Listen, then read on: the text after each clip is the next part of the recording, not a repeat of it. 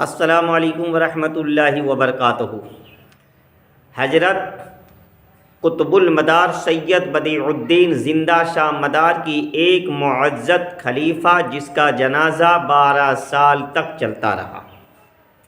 تقریباً آج سے 600-700 سال پہلے کی بات ہے، جب قطب المدار سید بدیع الدین زندہ شاہ مدار کی ولایت کا سورج چمک رہا تھا۔ خاکدان گیتی کے ہر گوشے، ہر چپے میں قطبیت کی دھوم مچی ہوئی تھی۔ ہر نسل آدم کے دل و زبان پر عقیدت و محبت کے چراغ روشن تھے۔ دنیا کے مختلف خطے کے عقیدت مند شخص مکنپور شریف کانپور کی سرزمین پر قطب المدار کی بارگاہ میں حاضری دینے کو اپنی سعادت اور نجات کا ذریعہ سمجھتے تھے۔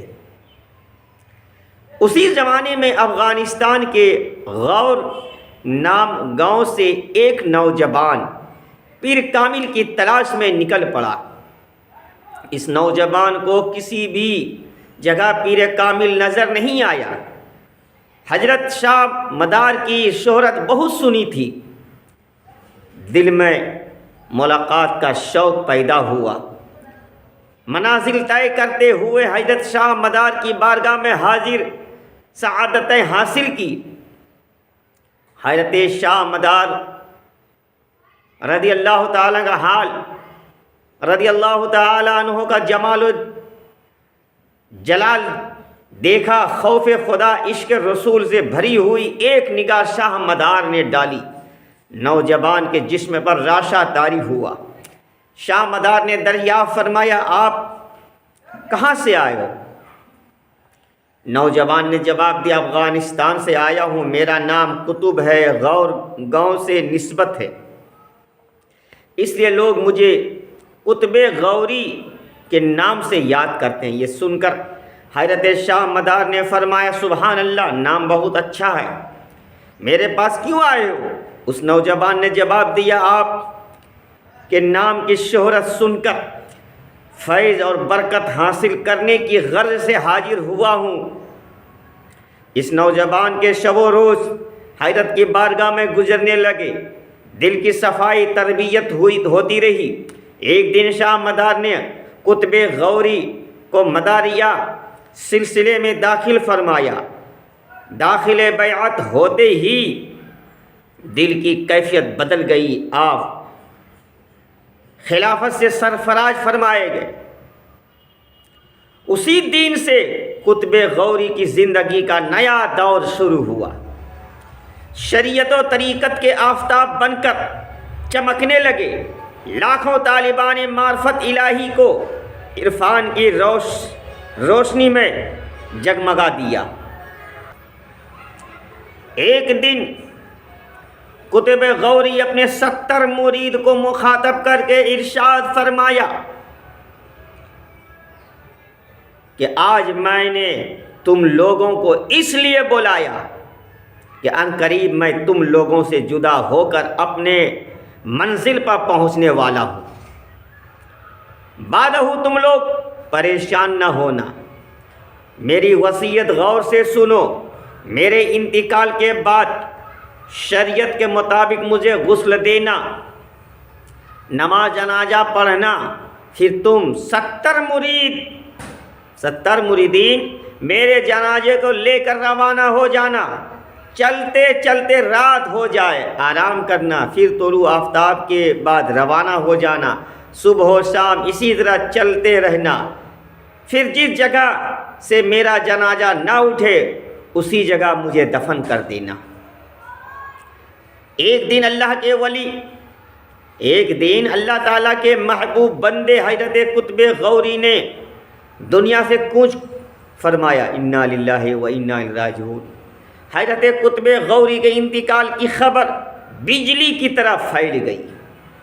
آپ کی وصیت کے مطابق غسل و کفن دے کر سب نے نماز جنازہ پڑھی اور وصیت کے مطابق منتخب کیے ہوئے 70 مریدین نے اپنے پیر کامل کا جنازہ اٹھایا، چلتے رہے، یہاں تک کہ 12 سال تک اپنے پیر کا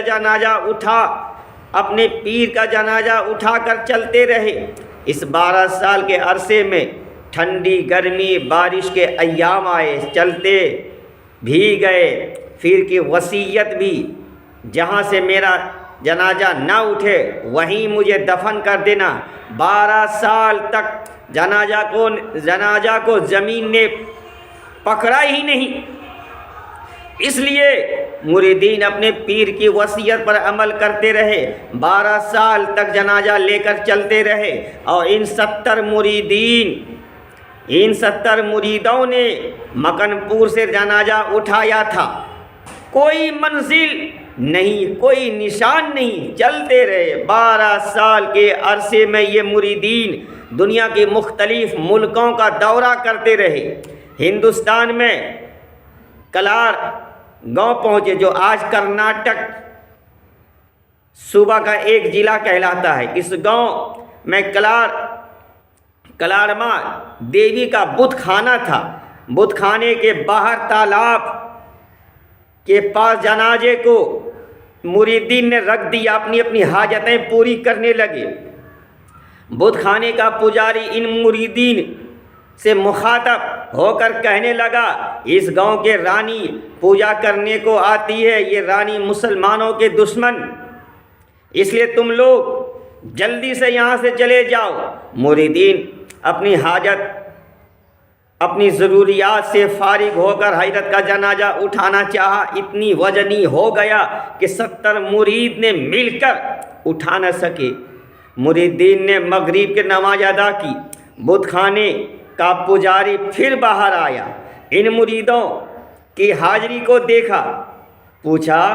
مریدوں نے کہا، حضرت کا جنازہ اٹھ نہیں رہا ہے، اور آپ کی یہ وصیت تھی کہ میرا جنازہ جہاں رک جائے وہیں مجھے دفن کر دینا۔ اتنے میں رانی اپنے لشکر سپاہ کے ساتھ حاضر ہوئی اور ہاتھی کے ذریعہ آپ کے جنازے کو ہٹانا چاہا، مگر جنازہ اپنی جگہ سے 1 انچ بھی نہ ہٹ سکا۔ یہ حیرت انگیز واقعہ دیکھ کر رانی اپنے لشکر سپاہ کے کلمہ پڑھ کے مسلمان ہو گئی، اور وہ جگہ مسلمانوں کے لیے وقف کر دیا گیا۔ سبحان اللہ، سبحان اللہ۔